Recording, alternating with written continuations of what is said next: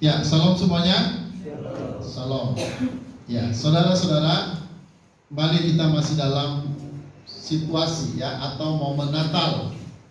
Dan saudara, saat ini kita akan terus mendengarkan tema-tema Natal ya. Nah, saudara, tema yang kita angkat pada saat ini yaitu saudara, Allah menjadi manusia ya. Allah menjadi manusia, dan itu terjadi realisasinya itu ketika Yesus lahir ke dalam dunia ya. Jadi saudara, Allah menjadi manusia ya. Nah saudara, kita baca sebentar dalam kitab Galatia pasal 4 ayat 4 sampai 5. Galatia pasal 4 ayat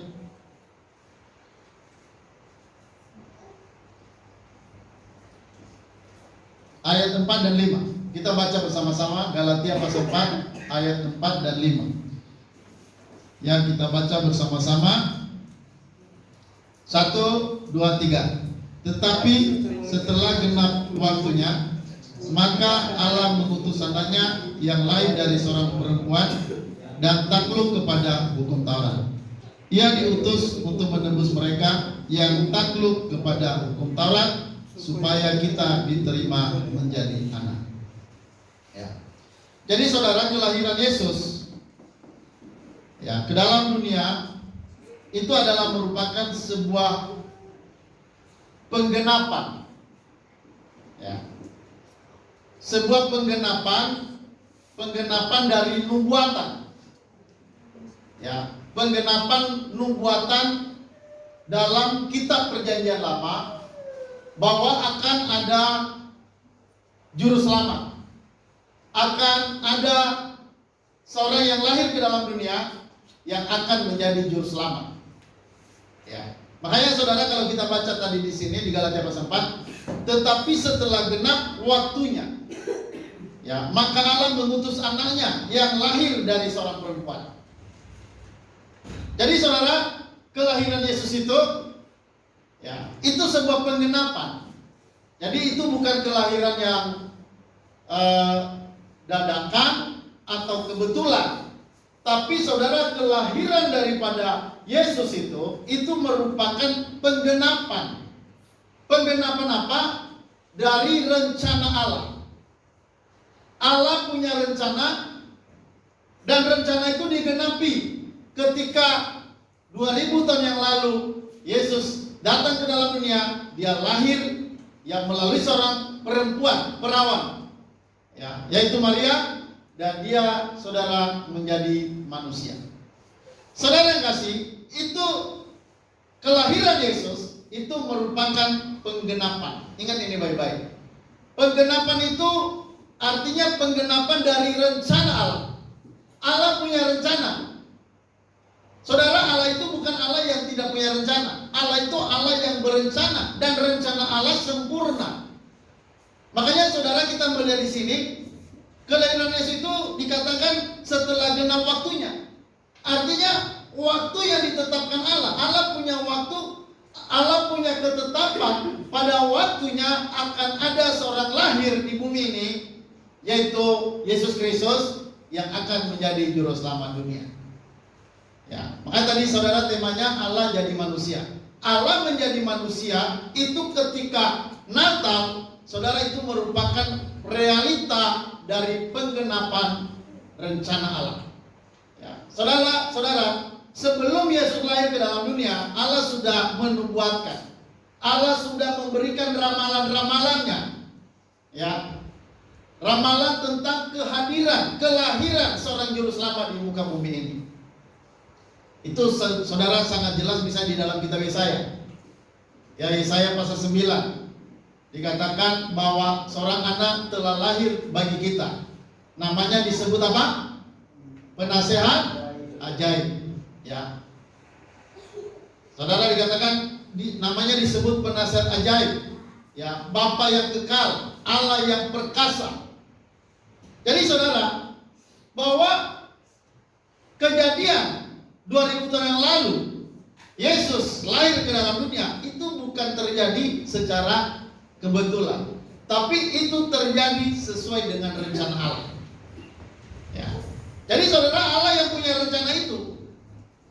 Ya. Makanya dikatakan setelah genap waktunya maka Allah.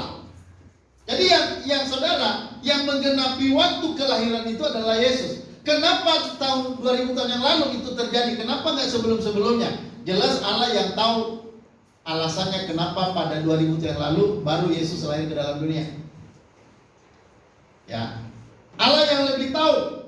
Tentu Allah kenapa harus penggenapan kelahiran keselamatan itu. Ya, itu harus terjadi 2000 tahun yang lalu. Tentu ada banyak pandangan. Kenapa pada 2000 tahun yang lalu Yesus itu harus lahir? Kenapa nggak tahun-tahun sebelumnya? Yang jelas saudara, Allah Maha Tahu, Allah Maha Sempurna, semua rencananya pasti terjadi secara sempurna. Halo, amin? Ya. Saudara, kenapa harus terjadi 2000 tahun lalu? Itu kita nggak perlu harus memahami itu. Tapi yang penting sebenarnya kenapa Yesus harus lahir ke dalam dunia. Nah itulah yang paling penting harus kita pahami. Ya, kalau orang Kristen hari ini merayakan Natal tapi dia nggak tahu arti daripada kelahiran Yesus, maka ya itu sama hanya orang merame-ramekan. Dan banyak orang hari ini hanya ikut merame-ramekan. Ya, saya berharap kita di sini bukan hanya merame-ramekan. Amin. Tapi kita tahu, kita punya alasan kenapa kita harus bersukacita hari ini. Kenapa kita harus merayakan Natal hari ini? Saudara, alasan satu-satunya karena saudara, kelahiran Yesus itu merupakan penggenapan terhadap janji Allah bahwa Allah akan menyelamatkan orang-orang percaya. Jadi itu penggenapan dari rencana Allah. Saudara tahu apa rencana Allah yang paling besar di dunia? Saudara, rencana Allah yang paling besar di dunia ini adalah rencana menyelamatkan umat manusia. Jadi saudara, tidak ada rencana Tuhan yang lain yang paling besar selain daripada rencana keselamatan. Memang Allah punya rencana, sudah menciptakan dunia, itu semua rencana Allah. Tapi itu bukan tujuan utama daripada Tuhan. Ya. Saudara, Allah menciptakan segala macam hal. Dia membentuk lautan, Dia membentuk gunung-gunung, Dia memberikan kekayaan-kekayaan bagi seluruh dunia, bagi segala suku bangsa. Tetapi saya mau katakan itu bukan tujuan dari Allah yang utama. Apa tujuan Allah? Saudara, tujuan Allah yang utama adalah untuk menyelamatkan manusia. Bagaimana supaya manusia diselamatkan dari hukuman dosa? Bagaimana supaya manusia diselamatkan dari neraka? Bagaimana manusia diselamatkan dari perbudakan dosa dan dari kebinasaan? Saudara, itu ada dalam rencana Allah. Jadi saudara, mari kita berpikir bersama-sama, apa sebenarnya rencana Allah itu?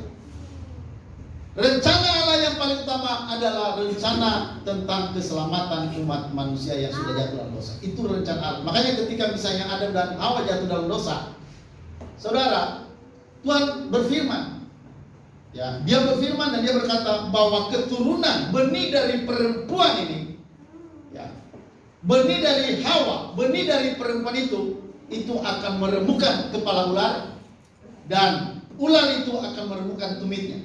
Jadi saudara, dari awal saja, saudara, setelah manusia jatuh dalam dosa, Allah itu sudah menyatakan rencananya. Allah sudah berencana dan sudah menyatakan rencananya itu. Itu ditulis dalam kitab Kejadian, kitab pertama. Itu dituliskan, rencana Allah itu dituangkan dalam sebuah tulisan.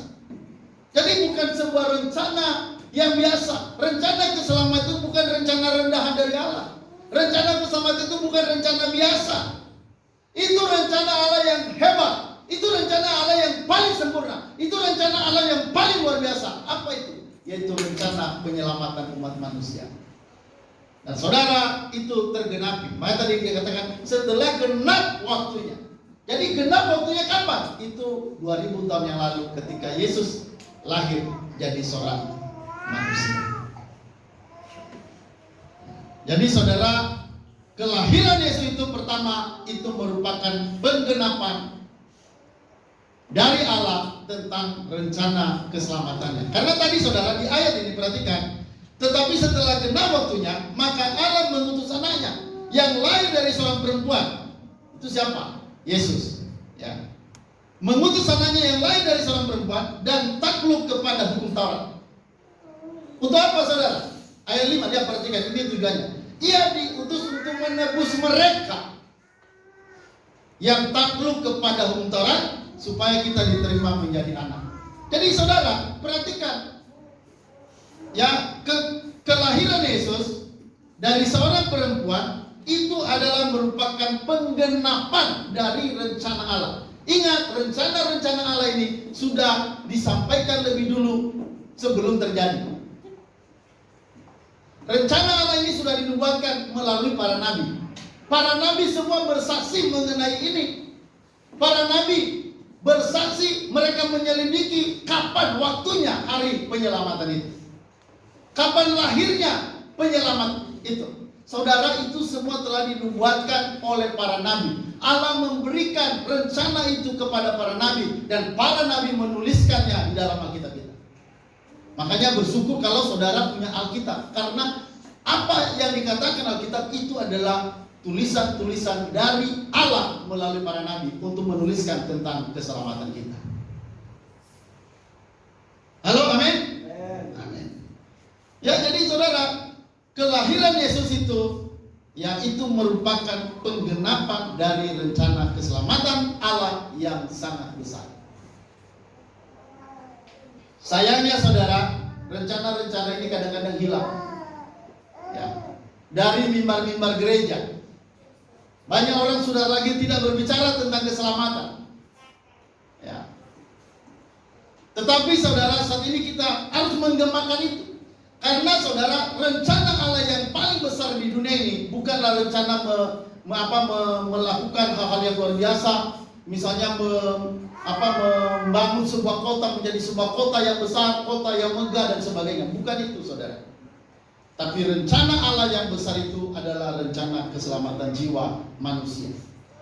Ya. Bagaimana orang ditebus dari dosa. Makanya dikatakan saudara di ayat 5, perhatikan, ini tujuan dari rencana Allah. Apa tujuan rencana Allah itu? Saudara, ayat 5. Ia diutus untuk menebus mereka yang takluk kepada hukum Taurat, supaya kita diterima menjadi anak. Jadi saudara, rencana keselamatan itu tergenapi ketika Natal 2000 tahun yang lalu.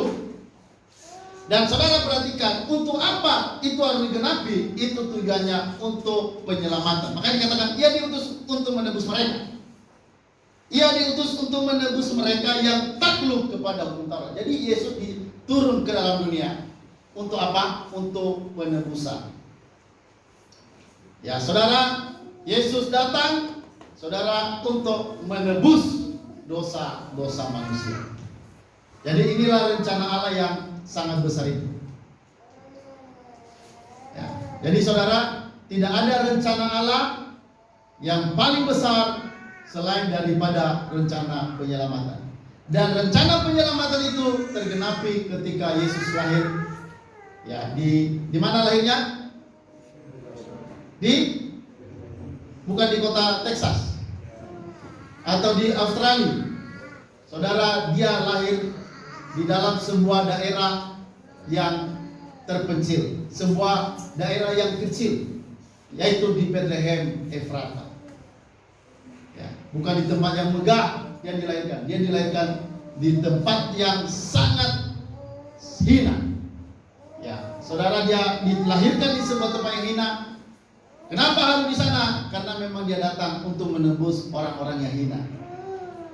Saudara, orang berdosa itu adalah orang hina. Kita semua manusia, saudara, sudah jatuh dalam dosa. Kita adalah orang hina. Maka ketika Yesus datang ke dalam dunia, dia datang di tempat yang paling hina.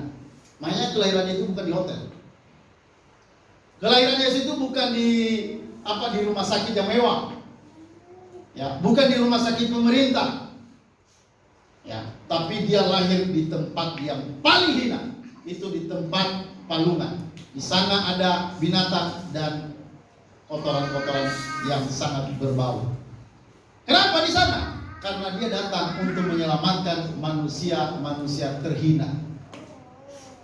Saudara, semua manusia telah jatuh dalam dosa. Dan orang berdosa itu posisinya itu adalah orang hina di hadapan Tuhan. Saudara, Allah yang sangat suci, Allah yang maha suci, Allah yang maha sempurna, Allah yang maha kudus. Saudara, di situ ketika manusia jatuh dalam dosa, maka saudara terjadi hal yang sangat luar biasa, di mana manusia itu menjadi manusia yang hina. Dosa itu saudara, itu mengkotori hidup manusia. Hanya satu dosa saja yang dibuat oleh Adam, lalu hubungan Allah dengan manusia terputus. Jadi nggak perlu banyak dosa, nggak perlu banyak dosa kita buat untuk kita, saudara, dihukum. Satu dosa dibuat itu sudah menjadi pelanggaran yang merupakan hal yang sangat terhina, sangat kotor, sangat tercela di hadapan Allah. Karena Allah itu sangat kudus. Maka untuk menyelamatkan manusia, saudara, Yesus harus datang untuk menebus manusia itu dari hukuman dosa itu. Ya, dari kehinaan dosa itu. Jadi dosa itu, saudara, yang merupakan sebuah kehinaan. Dosa itu merupakan sebuah kejijikan di dalam pandangan Allah. Ya, maka saudara, karena kita bisa melihat di sini, perhatikan saudara, sampai Allah menggenapi, ya, di mana pada waktunya Yesus lahir, dan itu terjadi 2000 tahun yang lalu. Ya, saudara, itu terjadi kenapa? Itu terjadi untuk penyelamatan umat manusia. Saudara, di sini kita bisa lihat bahwa keselamatan itu manusia tidak pernah dapat oleh karena beragama. Manusia tidak bisa diselamatkan oleh karena berbuat baik. Manusia tidak bisa diselamatkan oleh karena melakukan berbagai macam bentuk-bentuk ibadah. Ada sampai kadang orang ibadahnya sampai menyiksa diri. Ada orang, saudara, sampai berpuasa. Untuk apa? Tujuan mereka supaya mereka bisa diselamatkan. Tapi saya mau katakan, saudara, Allah punya rencana untuk menyelamatkan manusia. Jadi keselamatan itu bukan rencana manusia. Manusia mau berencana apapun untuk menyelamatkan dirinya, gak akan pernah bakalan bisa terjadi. Dan itu, saudara, hanya terjadi karena rencana Allah. Jadi saudara, Allah berencana mengirimkan Yesus ke dalam dunia, mengutus Anak yang tunggal untuk, saudara, apa? Untuk menebus manusia dari dosa. Jadi saudara, perhatikan baik-baik dalam hal ini, ya, kenapa saudara Allah menjadi manusia? Saudara, pertama itu karena rencana Allah untuk maksud penyelamatan manusia. Yang kedua, saudara, perhatikan bahwa, saudara, kenapa harus Allah menjadi manusia melalui Yesus Kristus? Saudara, itu karena tidak ada jalan lain untuk penyelamatan selain hanya melalui Yesus Kristus.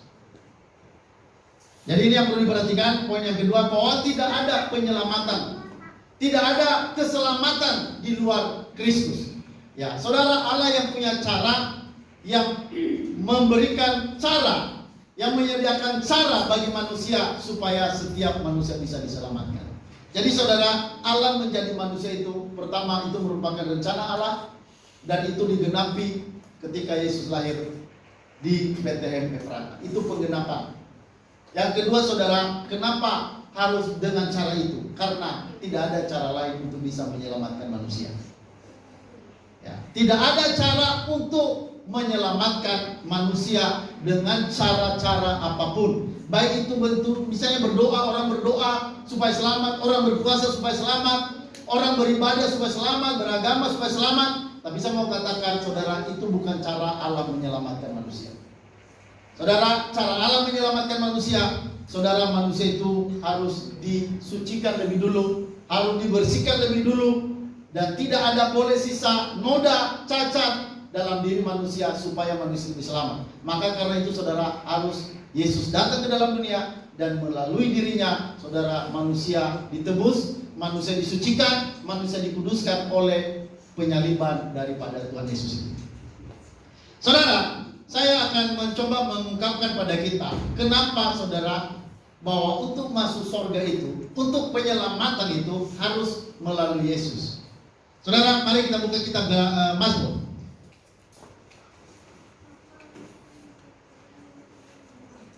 Coba kita lihat di dalam kitab Mazmur.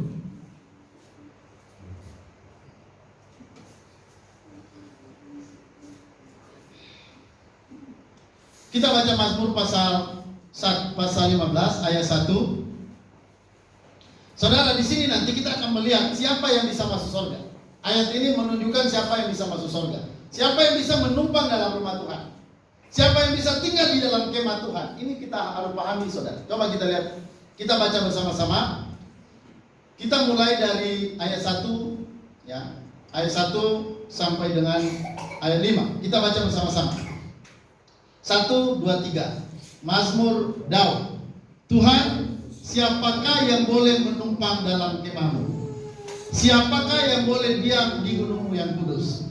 Yaitu dia yang berlaku tidak bercela, yang melakukan apa yang adil, dan yang mengatakan kebenaran dengan segenap hatinya, yang tidak menyebarkan fitnah dengan lidahnya, yang tidak berbuat jahat terhadap temannya, dan yang tidak menimpakan celah kepada tetangganya, yang memandang hina orang yang tersingkir, tetapi memuliakan orang yang takut akan Tuhan, yang berpegang pada sumpah walaupun rugi, yang tidak meminjamkan uang dengan makan riba, dan tidak menerima suap melawan orang yang tak bersalah.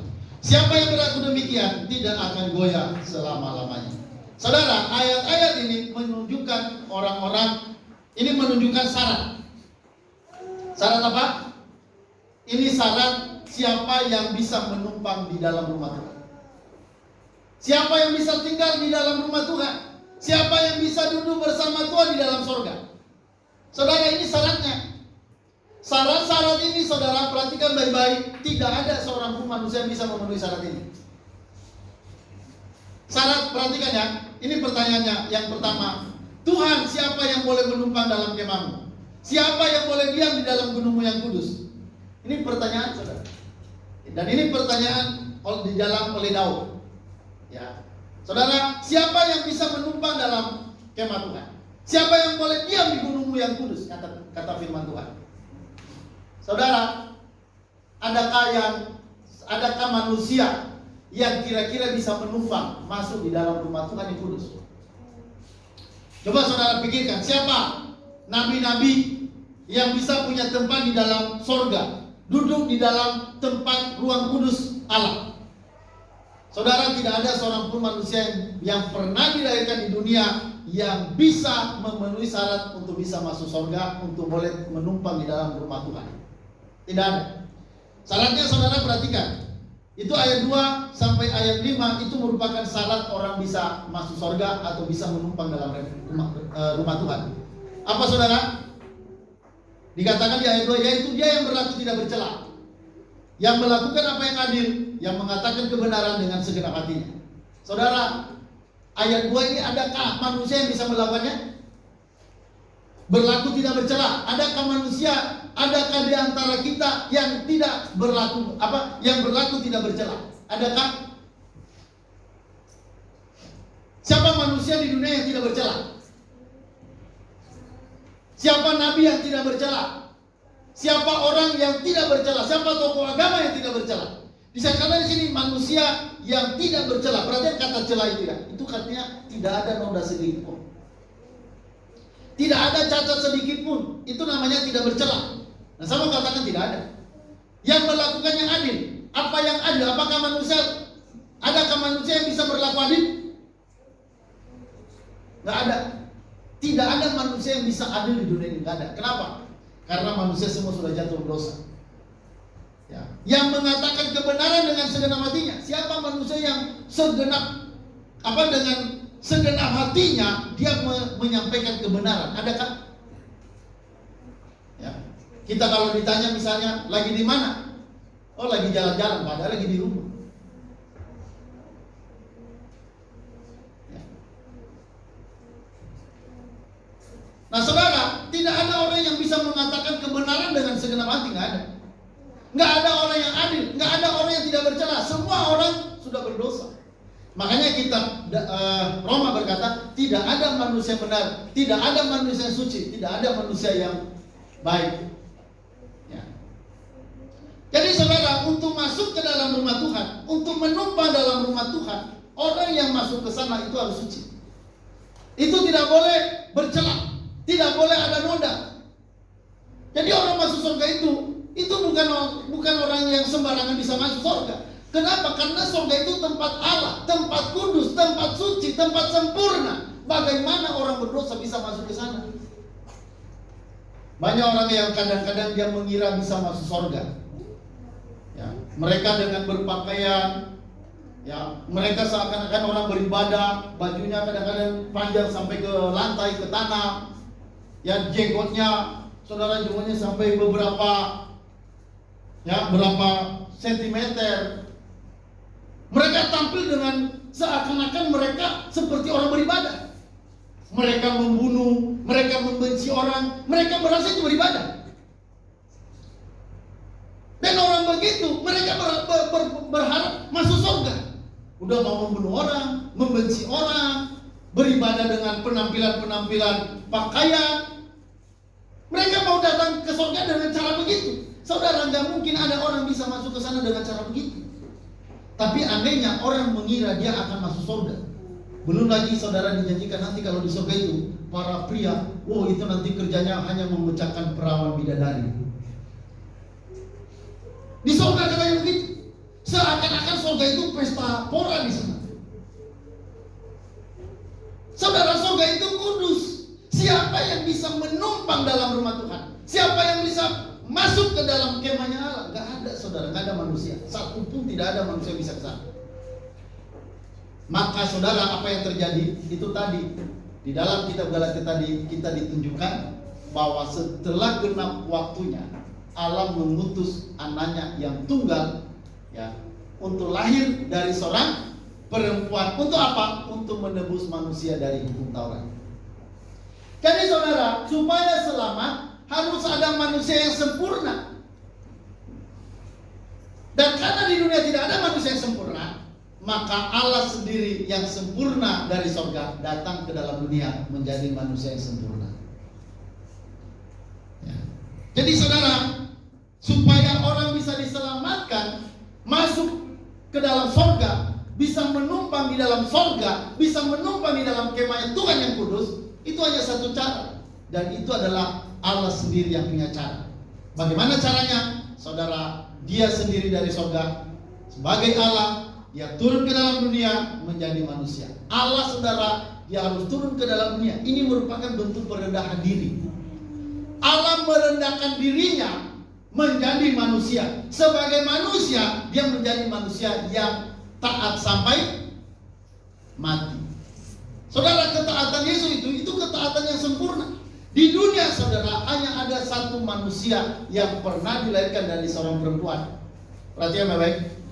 Di dunia hanya ada satu manusia yang pernah dilahirkan dan dia lahir sempurna, maksudnya tanpa cacat, tanpa noda, tanpa dosa, tanpa dosa apapun atau kesalahan apapun. Dan itu hanya siapa, saudara? Itu hanya adalah Yesus. Coba kita lihat sebentar. Saudara, kita lihat di dalam Filipi. Kita lihat Filipi pasal 2.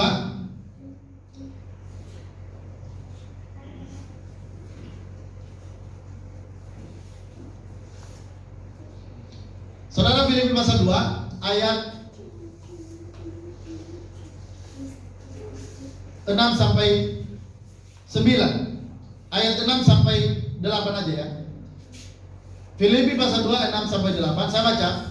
Yang walaupun dalam rupa Allah, tidak menganggap kesetaraan dengan Allah itu sebagai milik yang harus dipertahankan, melainkan telah mengosongkan dirinya sendiri dan mengambil rupa seorang hamba dan menjadi sama dengan manusia.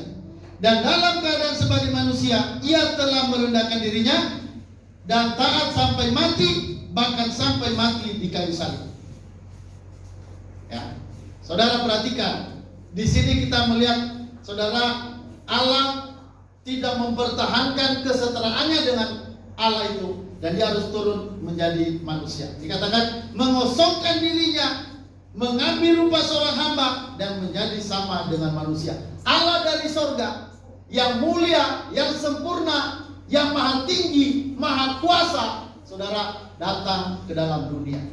Terus saudara, dikatakan Dia mengambil rupa seorang hamba. Saudara, Dia datang ke dalam dunia jadi hamba.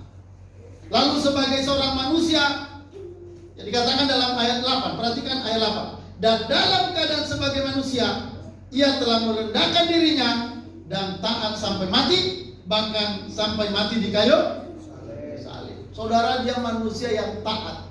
Dikatakan ia dalam keadaannya sebagai manusia, ia telah merendahkan dirinya dan taat sampai mati, bahkan sampai mati di kayu salib. Saudara, ia taat sampai apa, saudara? Taat sampai mati. Bayangkan, saudara, adakah manusia taat sampai mati? Bahkan dikatakan, bahkan sampai mati di kayu. Di atas kayu salib dia disalibkan, dia diludahi, dia dihina. Saudara, dikatakan bahkan di kayu salib dia rela mati. Dia taat sampai mati. Jadi manusia yang taat sampai mati tidak ada selain Yesus.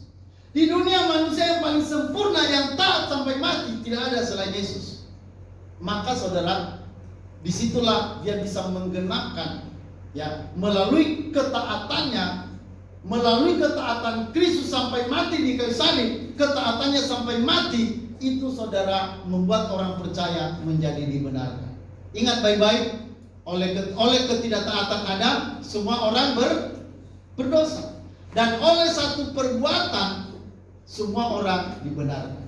Satu perbuatan Kristus yang benar, yang sempurna, yang taat sampai mati, itu menjadi kebenaran kita. Ya, makanya dia datang tadi untuk menebus. Tadi dikatakan di dalam kitab Galatia pasal 4 tadi, ia diutus untuk menebus. Jadi saudara, untuk menjadi seorang penebus itu syaratnya, perhatikan, harus sempurna. Syarat menjadi seorang penebus itu harus sempurna. Tidak boleh ada cacat sedikit pun. Untuk menumpang di kemah Tuhan harus ada manusia yang tidak bercacat. Harus ada manusia yang sempurna, yang bisa mendekati Allah yang maha sempurna, Allah yang maha suci. Nah, makanya saudara, cara penyelamatan itu tidak boleh dengan cara lain. Dengan beragama, tidak.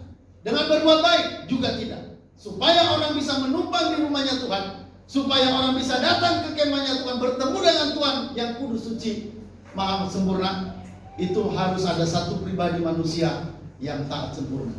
Dan saudara, Yesuslah yang telah menggenapkan itu. Makanya tadi dikatakan ia datang untuk menebus mereka yang tunduk atau yang berada di bawah hukum Taurat. Saudara, Yesus sudah melakukan itu sampai dia mati di kayu salib. Itu adalah penggenapan terhadap tuntutan hukum Taurat. Hukum Taurat menuntut setiap orang berdosa harus dihukum. Hukum Taurat menuntut setiap orang harus mati masuk neraka. Orang berdosa harus dikutuk. Dan saudara, kalau kita yang menggenapi itu semua, itu artinya kita yang harus dihukum. Tapi saudara, Allah punya cara. Allah punya cara untuk menyelamatkan kita. Dia tidak mau kalau kita yang dihukum. Allah punya cara supaya kita bisa bersekutu kembali dengan Dia, supaya kita bisa menumpang kembali di dalam rumah yang kudus, yang rumahnya yang suci. Itu dengan cara Dia datang mengutus Yesus ke dalam dunia. Nah, sebagai manusia yang taat, tadi dikatakan dia menjadi manusia, dia merendahkan dirinya, bahkan taat sampai mati.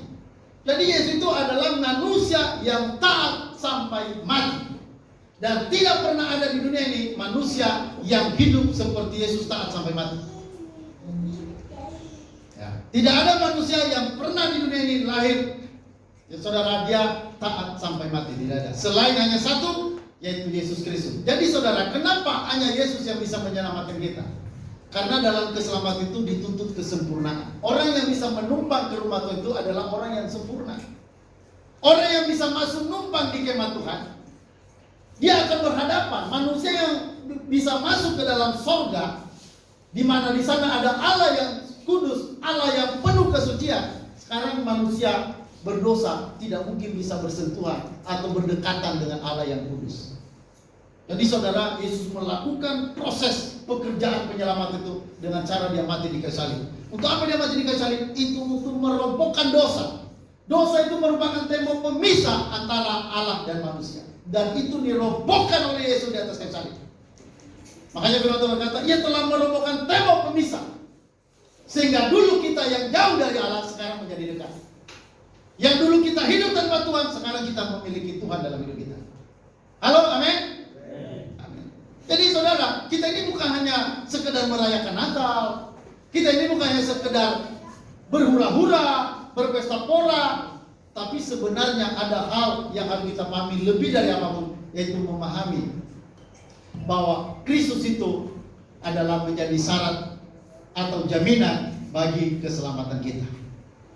Saudara, tidak ada orang bisa menumpang di sorga, tidak ada orang bisa tinggal di sorga, tidak ada orang bisa duduk bersama Allah dalam sorga, kecuali ada manusia yang sempurna yang bisa duduk di sana.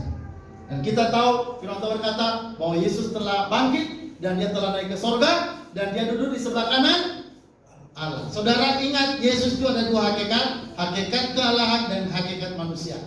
Sebagai hakikat kemanusiaan itu dia mewakili kita sebagai manusia yang percaya untuk duduk di sebelah kanan Allah. Artinya saudara, sebagai manusia Yesus sudah memenuhi syarat untuk bisa duduk di dalam sorga. Dan oleh orang-orang percayanya, oleh orang-orang percaya pada Yesus, itu saudara, pada suatu saat saudara akan dibawa ke sana. Yesus pernah berkata, percayalah kepada Allah, percaya juga kepadaku. Di rumah Bapakku banyak tempat tinggal. Aku pergi ke sana untuk menyediakan tempat bagimu. Dan kalau sudah selesai, aku akan datang kembali menjemput kamu, supaya di mana aku berada, kamu pun berada. Jadi saudara, sebenarnya tujuan dari kelahiran Yesus itu, ya, tujuan daripada Natal itu sebenarnya tujuannya untuk membawa orang-orang percaya yang dulu terhina, yang dulu jauh dari Allah, yang dulu hidup tanpa Tuhan, untuk saudara dibawa duduk masuk di dalam kerajaan Allah, di dalam tahta Allah yang kudus. Jadi saudara, makanya keselamatan hanya melalui Yesus saja. Tidak ada jalan keselamatan di luar Yesus. Jadi saudara, banggalah menjadi orang percaya. Tidak ada berkat yang terbesar selain Tuhan memberi kita berkat untuk kita bisa duduk bersama Dia di dalam kerajaan sorga. Ya. Ada firman Tuhan berkata, kalau Tuhan datang, adakah Dia menemukan iman di bumi ini? Bila Ia datang kedua kalinya, terus apa?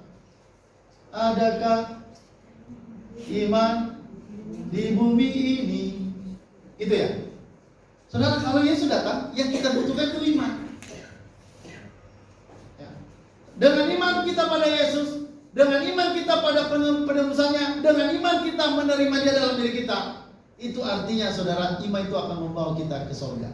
Makanya firman Tuhan kata, barang siapa percaya pada Yesus, dia akan selamat. Tapi barang siapa tidak percaya, akan binasa, akan dihukum.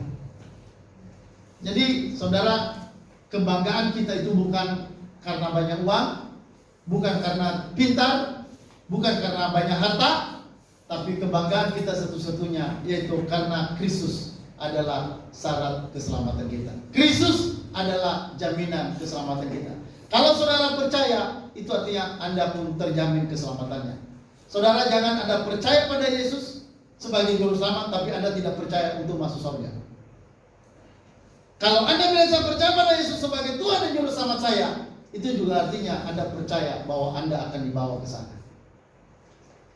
Kalau ada orang percaya pada Yesus, Yesus adalah juru selamat satu-satunya, tapi dia nggak percaya kalau mati masuk surga. Nah itu saudara itu belum beriman. Saudara, itu imannya belum penuh. Iman yang penuh itu percaya kepada Yesus sebagai Tuhan dan juru selamat, dan sekalian dia percaya kalau dia mati pasti masuk surga. Kenapa? Karena Yesus semua sudah bayar.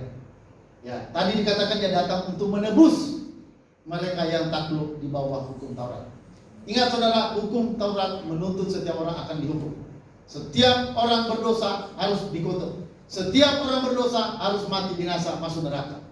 Dan saudara, Yesus datang untuk menebus kita dari tuntutan hukum Taurat. Hukum Taurat tidak bisa menuntut kita lagi.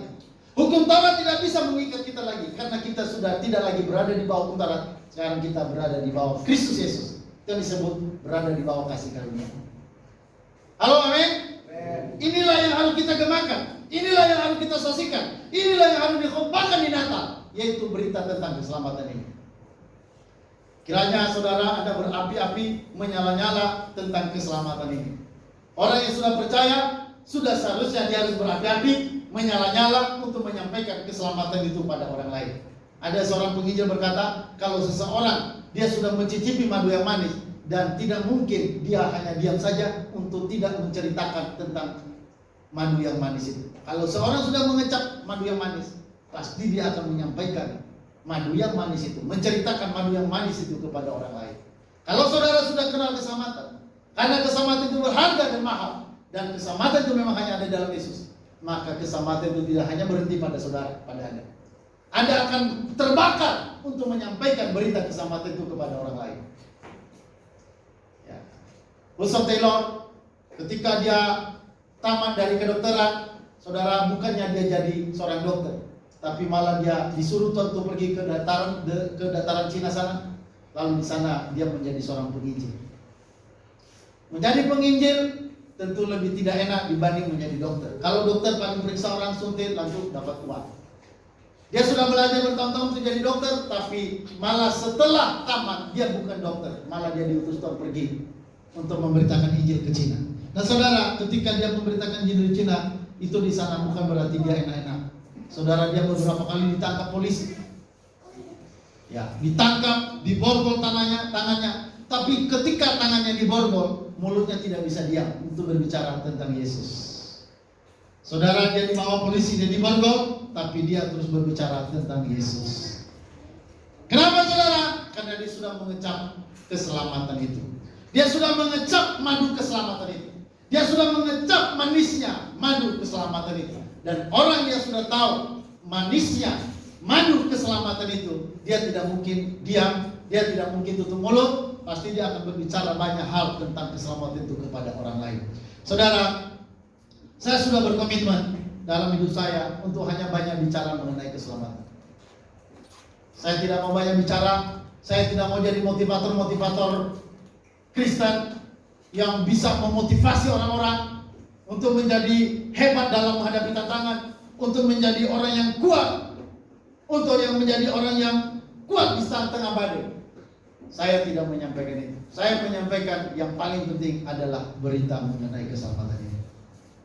Halo, amin. Saudara, Paulus pernah berkata, aku tidak mau tahu apapun di tengah-tengah kamu kecuali salib Kristus. Paulus berkomitmen, dia tidak banyak hal bicara, dia tidak banyak tahu banyak hal, kecuali dia hanya ingin tahu tentang salib Kristus. Kenapa salib Kristus? Karena itu salib Kristus itu rahasia dari keselamatan orang Kristen. Apakah saudara hanya mau tahu salib atau mau ingin banyak tahu yang lain? Itu terserah Anda, itu adalah hak Anda.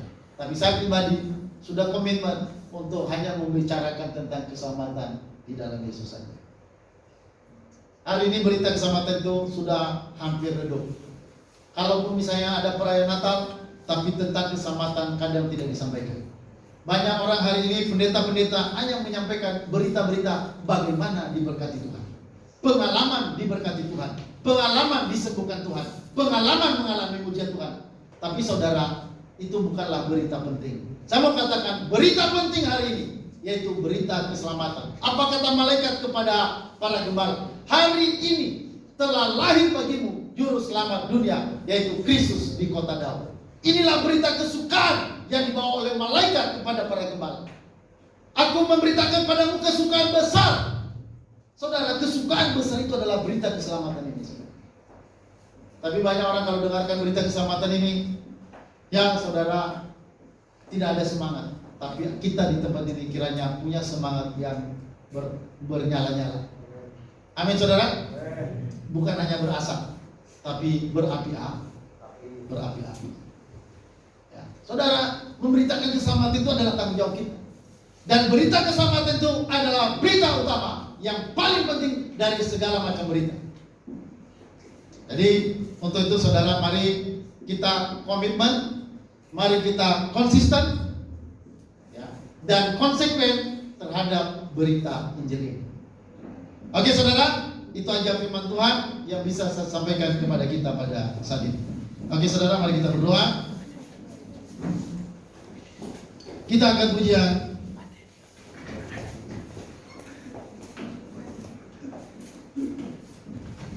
Kita angkat pujian Yesus jalan kebenaran.